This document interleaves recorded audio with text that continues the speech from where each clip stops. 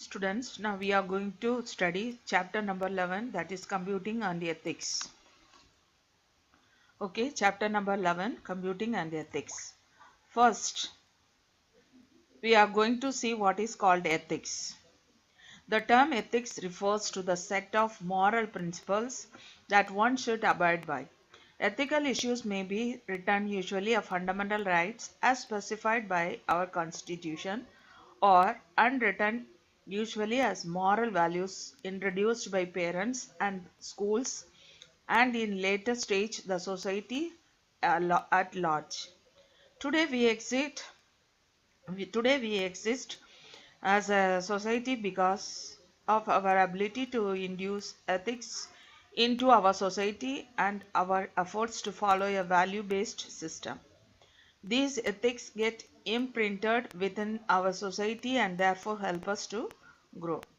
So computer ethics is a part of practical philosophy concerned with how computing professionals should make decisions regarding professional and social conduct. So, ethical issues to computing. The intuition of information technology has penetrated into our society to such an extent that we have started living with technology. Be it the kitchen or some game fields, just think of anything and you will find some use of information technology. But with very good thing, there are ethical issues which need to be addressed. Okay, here are some ethical issues related to computing. First one is computers in workspace. Even after several years of computing, some people still believe that computers can pose a threat to jobs as people feel they may be replaced by them. However, the computer industry already has generated a wide variety of new jobs. Usually, computers do not eliminate a job, but they can radically alter it. In addition to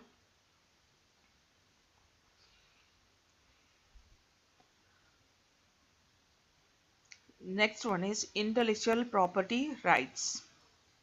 So, intellectual property rights is one of the most controversial area of computer as far as software ownership is concerned. There are people such as Richard Stallman, who started the Free Software Foundation, who believe that software ownership should not be allowed at all. According to him, all information should be free and all programs should be available for copying, studying and modifying by anyone who wishes to do. While there are others who believe that software companies or programs would not invest weeks and months of works and significant funds in the development of software if they could not get the profit in terms of license fees or sales. Thus, intellectual property rights may be defined as the rights given to the people over the creations of their intellect or minds. These rights give an exclusive right to the creator over use of his or her creation for a certain period of time. With the advent of information technology, it is very easy to copy materials and recreate it, claiming to be one's own creation, leading to fraudulence. So, intellectual property rights prevent this from happening. The intellectual property rights are categorized into two different segments. So, intellectual property rights refers to the assignment of property rights mm, uh, through patents, copyrights, and trademarks.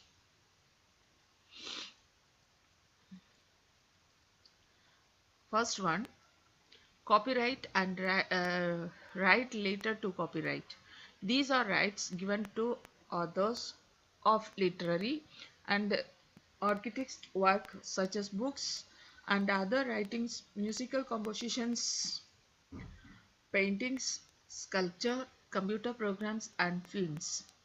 Their work their works or creations are protected by copyright for at least a period of 50 years after the death of the author. This gives the authors an exclusive right to their creations and do not allow any of the works to be copied in any form without their permission. Thus, the major social purpose of protection of copyright and later rights is encourage and reward creative work. Then, right to privacy. Literally, the term right to privacy refers to the freedom from intrusion by the public, especially as a right. The ease and efficiency with which computers and networks can be used to gather, store, search, compare, retrieve, and share in personal information make computers technology especially threatening to anyone who wishes to keep personal information out of public domain or out of the hands of those who are perceived as potential threats. The next one is spam. Spam refers to the irrelevant or unsocialized messages sent over the internet, typically to a large number of users for the purpose of advertising, phishing, and spreading malware, etc. Sometimes or the other, you must have to see in your email inbox unwanted mails with some compelling messages to make you open the mail. These mails are usually sent in bulk that flood the internet. They are an attempt to force the message on people who otherwise bypass such mails as useless. Such undesirable messages are usually a waste of valuable time to the user and also occupy a huge amount of space.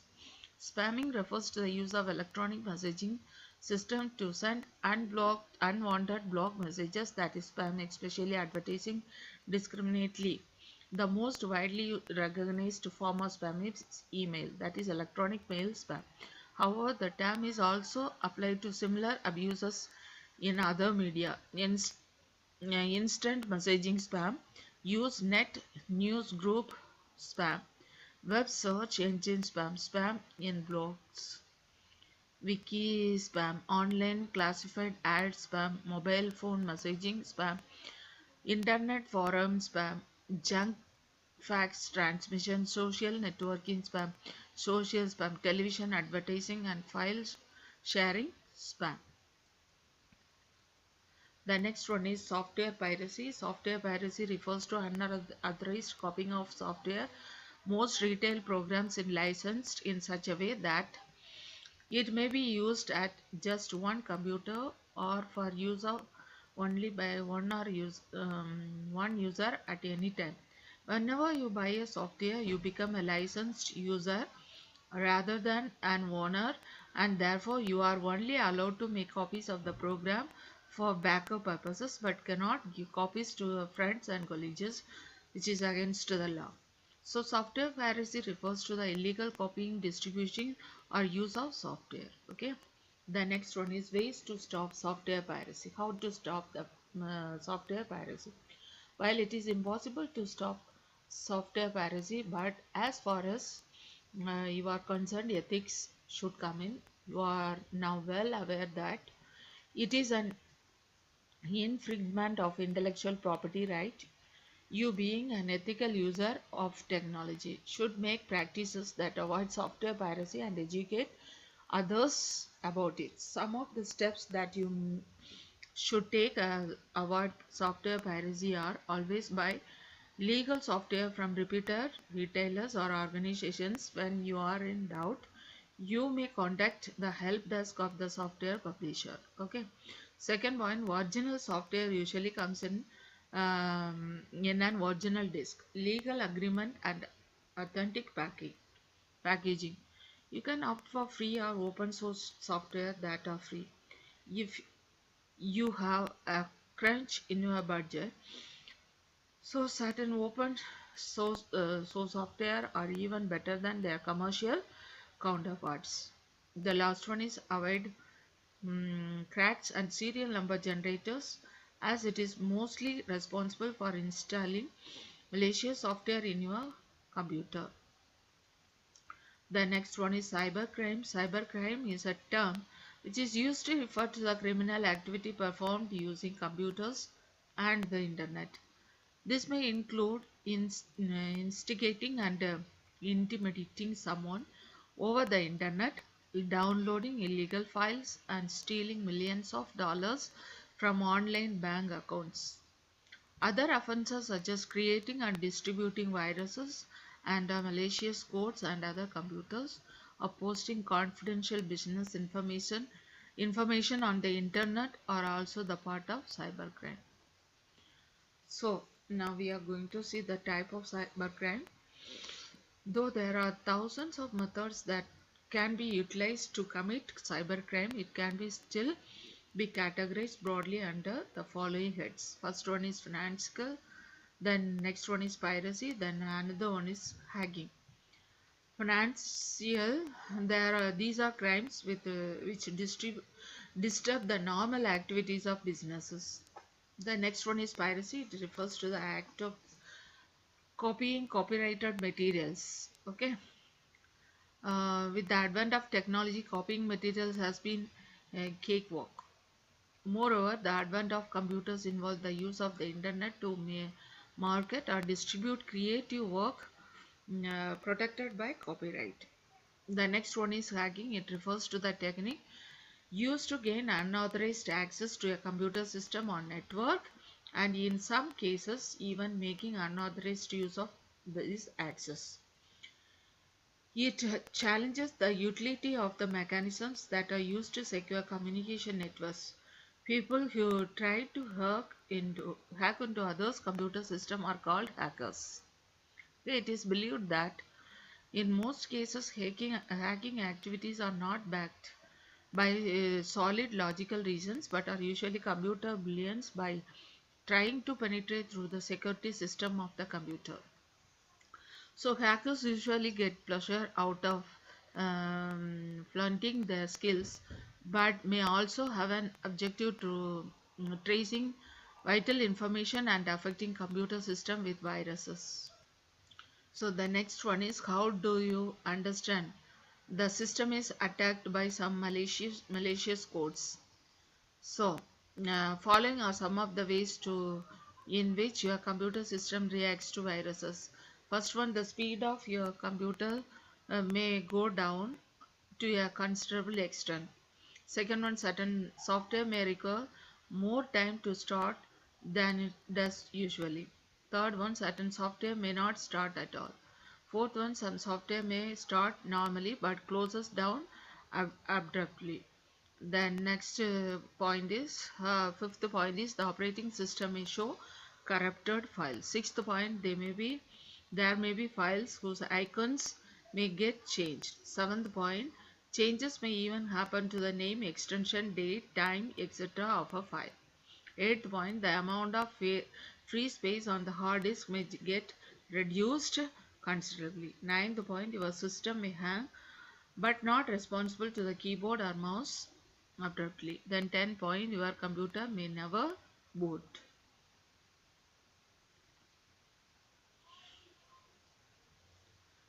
So the next one is computer viruses.